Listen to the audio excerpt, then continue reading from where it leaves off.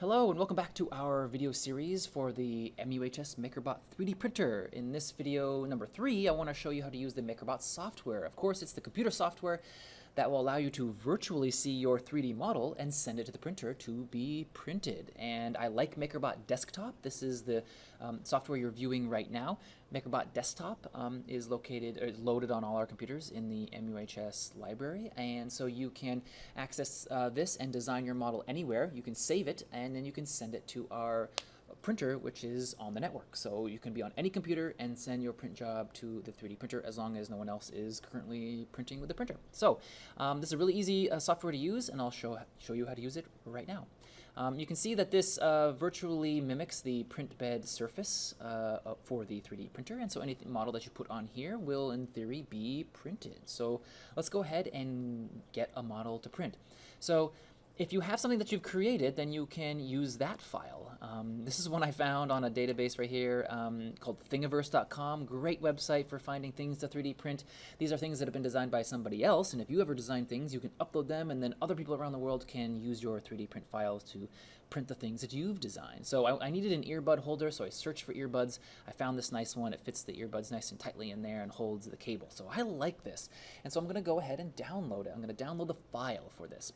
It's under Thing Files, and Apple Earbud Holder.stl is the file that I want. I can click to download it, and again, STL files are the kind that Makerbot Desktop can understand and use. So I've already downloaded it, so I'm going to go back to my 3D software. I'm going to click Add File, find my earbud file right there at the top, and I'm going to click Open, and there it is. Okay, looks like that'll hold my earbuds very, very nicely. Okay. And so there's my file. I can kind of zoom in and take a look at it. Things look nice. It's always nice to check out your file and make sure that there's no like holes in it or weird things that the printer won't be able to accommodate. Remember that the printer is going to print from the bottom up, so it can't print in negative space. And so this looks actually pretty good. If it prints from the bottom up, it should be able to accomplish that. Okay. Some settings over here. I can change my view of how I see it, but again, I can do that just by rotating it there in the field of view. I can move it. There's really no reason for me to move this. It's printing in the middle of the print bed is usually a good idea. And I can rotate it, but again, I don't need to spin this around. It's fine printing just the way that it is, but if you need to position multiple models so that they all printed in a nice tight space and they all fit on the print bed here, well then you could use the rotate option.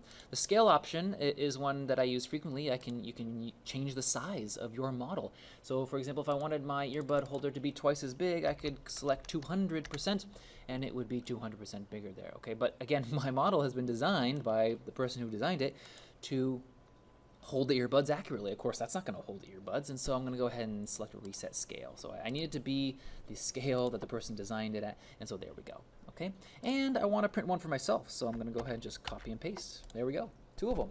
I'm going to print 2 earbud holders. Those are my models. We're almost ready to send this to the printer. I'm going to go to the top of the menu here and select Settings. One of the reasons I like the desktop software here is that there just aren't too many settings. Of course, you can click the Custom tab and be exposed to hundreds of settings, those of you who are experienced 3D printers looking for some specific results from your print model. But over here, we have the Smart Extruder selected, which is great. That's what's on our printer. Makerbot PLA is selected. That's the type of material that it's printing with. All the other ones are grayed out. You can see that our printer is not calibrated for those types of plastic filaments.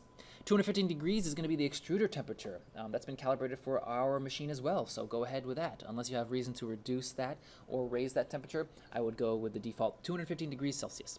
On the left-hand side, we have the level of quality, low, standard, and high. The higher the quality, the longer it's going to take the printer to make your model.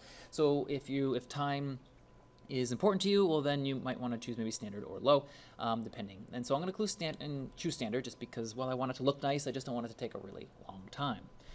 The infill here is the amount of plastic the model will have inside of it, so I don't need my model to be solid plastic. This means that it's going to be 20% plastic on the inside with some structures that, like a honeycomb structure on the inside, to allow for part of the model to actually be hollow. That saves plastic and saves time. The raft is the last thing here that I recommend for almost anyone doing prints. Unless you have reason not to select a raft, I would select it here. It lays down a very thin layer of plastic beneath your model. It protects the print bed, it protects your model, and it makes getting the print model off the print bed a little easier at the end. So I'd recommend using a raft almost any time that you make a print. So those are pretty good settings. I'll click OK, and now we're ready to go. We're ready to print. So again, just to summarize, we found an STL file. We loaded it in here. If it's an STL file that you created, you'd have to find it on the computer and load it in here. If you want to go to Thingiverse or another website to find a file to print, well, then you can do that and download it. Get your model or models. Remember, you could fill, in theory, this print bed with anything, and it will print all of that. These look like these are all I need right now, so I'm just going to go ahead and print those. And so we've checked our settings, and the last thing we do before we print is we can actually preview it. The software right now is doing a process called slicing. It's slicing the models into thin layers of plastic that it's going to lay down.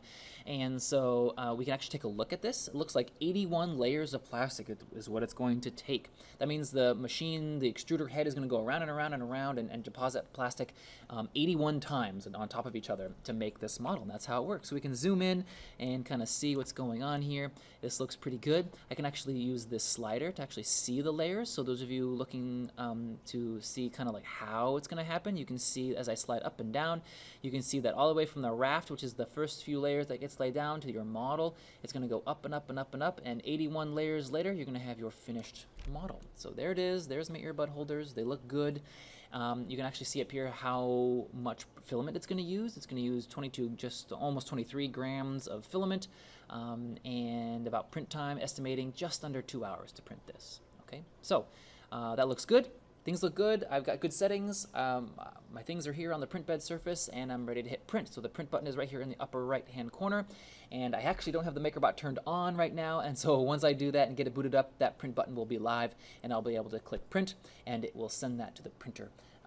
And again, you can use this on any computer in the Library Media Center to load things on a 3D printer. Just make sure that the 3D printer is not currently in use.